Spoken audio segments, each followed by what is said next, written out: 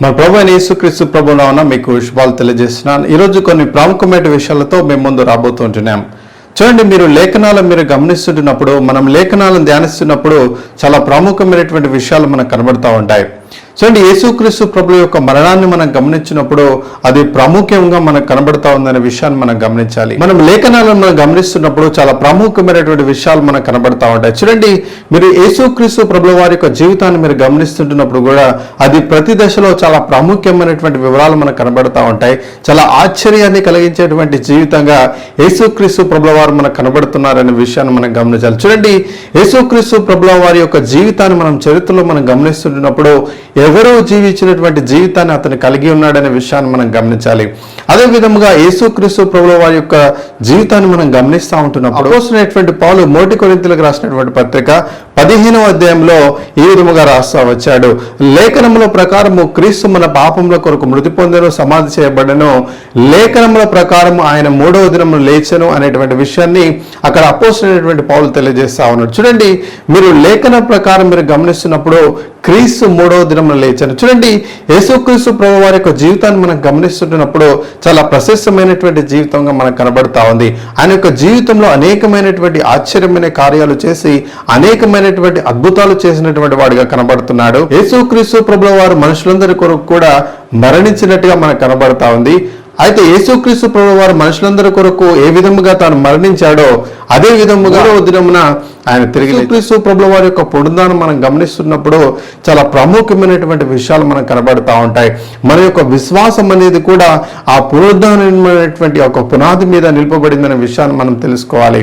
చూడండి, ఇటువంటి ప్రాముఖ్యమైనటువంటి వివరాలు మనం గమనిస్తున్నప్పుడు యేసుక్రీస్తు ప్రభుల వారు ఈ లోకంలోనికి వచ్చి తాను మరణించి 3వ దినమున తిరిగి లేచి ఆయన మరణాన్ని జయించి మరణం అనేటువంటి దాన్ని ఆయన తీసివేశాడనే విషయాన్ని మనం గమనించాలి. చూడండి, ఈ యొక్క పునరుద్ధానానికి ఉన్నటువంటి కొన్ని ప్రాముఖ్యమైన వివరాలు మనం గమనిస్తున్నప్పుడు కొన్ని విషయాలు మనం గమనించే వారంగా కనబడతా ఉన్నాం. అందులో ప్రాముఖ్యంగా మనం గమనిస్తున్నప్పుడు అపోస్తలుల కార్యము 1వ అధ్యాయంలో మనం గమనిస్తున్నప్పుడు యేసుక్రీస్తు ప్రభుల వారు తాను తిరిగి లేచిన తర్వాత ఆయన పరలోకానికి ఆరోహణమవ్వక తను అనేక మందికి శిష్యులకు తను తాను కనపరుచుకొని తాను సజీవునిగా రుజువుపరుచుకున్నాడనే విషయాన్ని మనం గమనించాలి. చూడండి, యేసుక్రీస్తు ప్రభుల వారు సజీవుడని తను తాను రుజువుపరుచుకొని వాళ్ళకు అనేకమైనటువంటి రుజువుల చేత వారు తను తాను ప్రత్యేకపరుచుకున్నాడనే విషయాన్ని మనం గమనించాలి. చూడండి, ఈ విషయాలను మనం గమనిస్తున్నప్పుడు చాలా ప్రాముఖ్యమైనటువంటి వివరాలు మనకు కనబడుతూ ఉంటాయి. అందులో మొట్టమొదటిగా మనకు కనబడుతున్నప్పుడు అదే ఎంప్టీ టూమ్, ఖాళీ సమాధి. చూడండి, ఖాళీ సమాధి, యేసుక్రీస్తు ప్రభుల వారి సమాధి ఖాళీ సమాధిగా కనబడుతుందనే విషయాన్ని మనం గమనించాలి. చూడండి, అది తెరవబడినటువంటి సమాధి అని కూడా పిలవడం జరిగింది, అండ్ ఎంప్టీ టూమ్. చూడండి, ఈ లోకంలో అనేక మంది గొప్ప వాళ్ళు ఈ లోకంలో జన్మించినట్టుగా, మహానీయులు ఈ లోకంలో జన్మించినట్టుగా మనకు కనబడతా ఉంది. చూడండి, యేసుక్రీస్తు ప్రభు యొక్క సమకాలికులు చాలా మంది చరిత్రలో కనబడతా ఉన్నారు.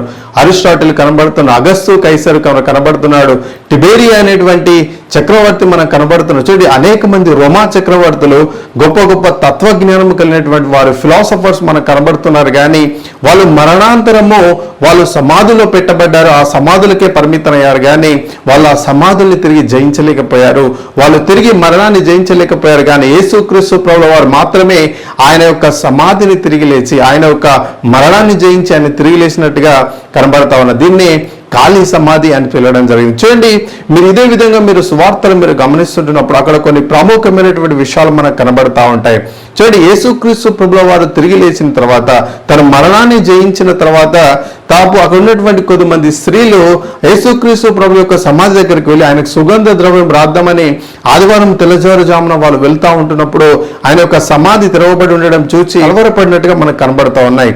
అయితే అక్కడ దూత వారికి ప్రత్యక్షమై ఈ విధంగా సెలవిస్తా ఉంది, మీరు మృతులలో క్రీస్తుని ఎలాగ వెతుకుచున్నారో ఆయన లేచి ఉన్నాడని చెప్పేసి దూత వారితో మాట్లాడినప్పుడు యేసుక్రీస్తు ప్రభుల వారు పునరుద్ధానమయ్యారని ఆ కారణం చేత వాళ్ళు ధృవీకరించినట్టుగా కనబడతాం. చూడండి, యేసుక్రీస్తు ప్రభు యొక్క పునరుద్ధానము మన యొక్క జీవితాలను వెలిగించేదిగా కనబడతా ఉంది, మనకు ఒక విశ్వాసాన్ని ఇచ్చేదిగా కనబడదు. చూడండి, ఒకవేళ యేసుక్రీస్తు ప్రభుల వారు ఆయన తిరిగి లేవకుంటే, ఒకవేళ ఆయన మరణాన్ని జయించకపోయి ఉంటే ఇరుకు నాకు పాపక్షమాపణ ఉండేది కాదు. కానీ యేసుక్రీస్తు ప్రభుల వారు ఆ యొక్క మరణాన్ని జయించిన మనుషులందరి కొరకు, మానవులందరి కొరకు కూడా ఆయన పునరుద్ధానాన్ని ద్వారా మనుషులందరి కొరకు ఆయన పాపక్షమాపణ తీసుకొచ్చిన వాడిగా కనబడుతున్నాడనే విషయాన్ని మనం గమనించాలి.